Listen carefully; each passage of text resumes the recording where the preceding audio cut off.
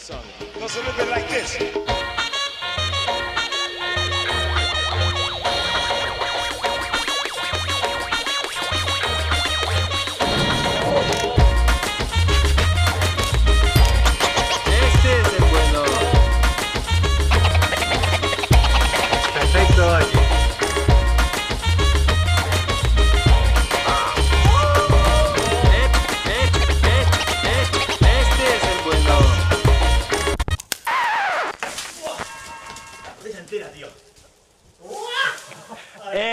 Esa la tengo buenísima. Joder, Loro está contento, ¿no?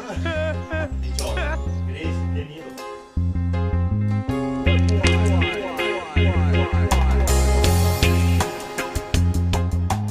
So yeah, I've been using the GRIGRI for 15 years.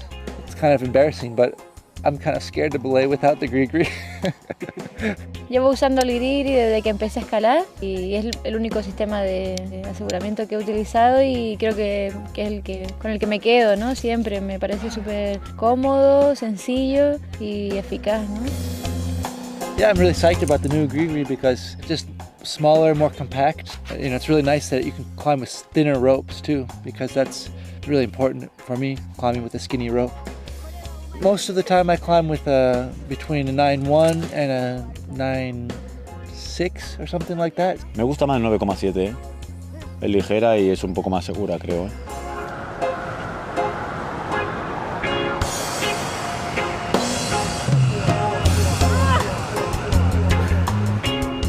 Aujourd'hui, les grandes voies extrêmes, la difficulté elle est vraiment haute. Pour grimper sur un niveau très haut, genre Alibaba, il faut que tout soit parfait. Et aussi niveau matos, il faut qu'on soit le plus léger possible. On grimpe avec une corde simple et on assure avec un GRIGRI. Le GRIGRI 2, il est parfait pour ça, parce qu'il est petit, il est léger et ça te permet d'être encore mieux. To have this new GRIGRI that works on this size rope is really key for me. And it's also really nice, the new one, it has a really nice smooth lowering action, so you can really control the open and closure of the thing. Vale. For sport climbing, it's so good, the GRIGRI, because when you're trying a project and you're falling over and over again and you're hanging, and it can be really tiring for the belayer. Sí, porque puedes trabajar mucho los movimientos y el compañero que asegura puede de vez en cuando relajar. Con el 8 siempre tienes que estar con la tensión de estar con las manos apretando bastante fuerte, ¿eh? Y no puedes trabajar a la vez tanto tiempo con un 8, ¿eh? Acabaría igual, el compañero acaba muy cansado, ¿eh? Con el GRIGRI es una ventaja, ¿eh? Especially with this new GRIGRI, that it really gives you a lot more control with the lowering action. So you can really be more precise with that and lower them just at the right speed that they need to be lowered. That's really key too. Oh man. You know, for me, I still take it very seriously who belays me. You know, I really like to have that connection with my belayer and know them and know that they're really paying attention. And just having a personal connection, that they know my climbing style, they know how to read my movements, and they can really, you know, follow me closely and give me the right amount of slack at the right moment. You just kind of have this intuitive connection.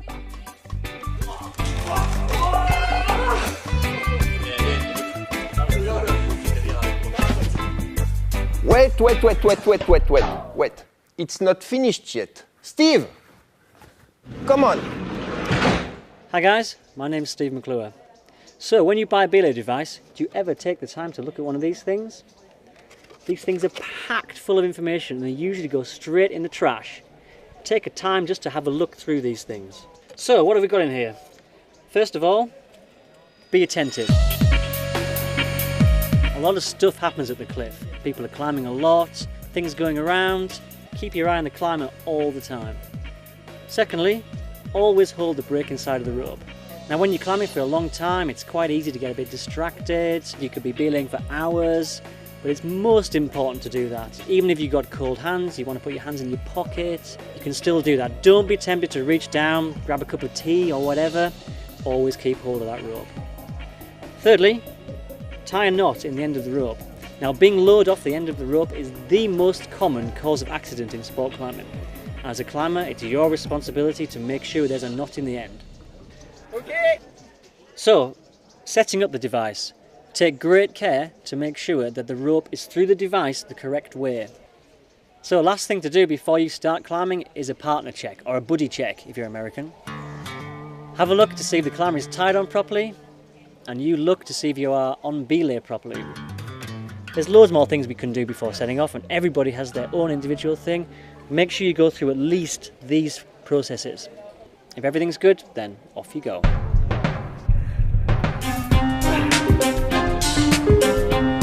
So, on the other side of this technical notice, how to use the device. The GRIGRI should really be used as any normal belaying device, the same as any normal friction plate.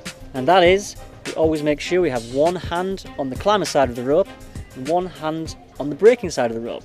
This is the principal belaying position. We always must adopt this position.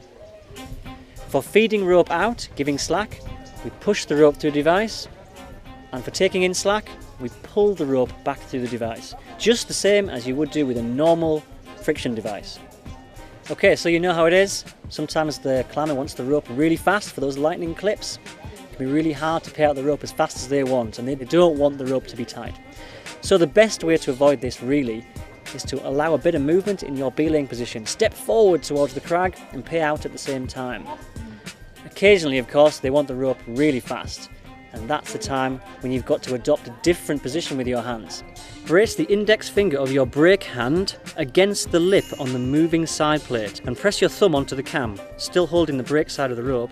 The other hand holds the climber side of the rope and pulls the rope out of the device. Remember, your hands must immediately return to the principal belaying position. This method works best because at all times you have your hand on the braking side of the rope. Whilst your thumb is holding open the cam on the device, the rope is still through the palm of your hand, and at any time you can instantly clamp the rope.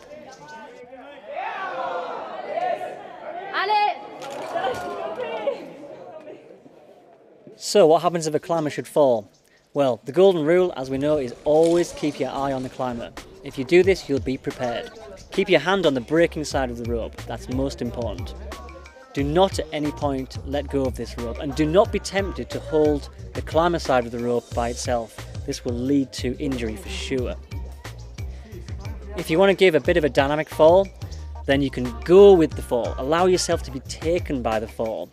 Move in towards the rock, or even give a small jump. This will give a much softer fall on the climber, stopping the impact being so great. Take a look at the bottom of the leaflet. It shows you a lot of things that you shouldn't do. It might seem obvious, but it pays to just take a quick look.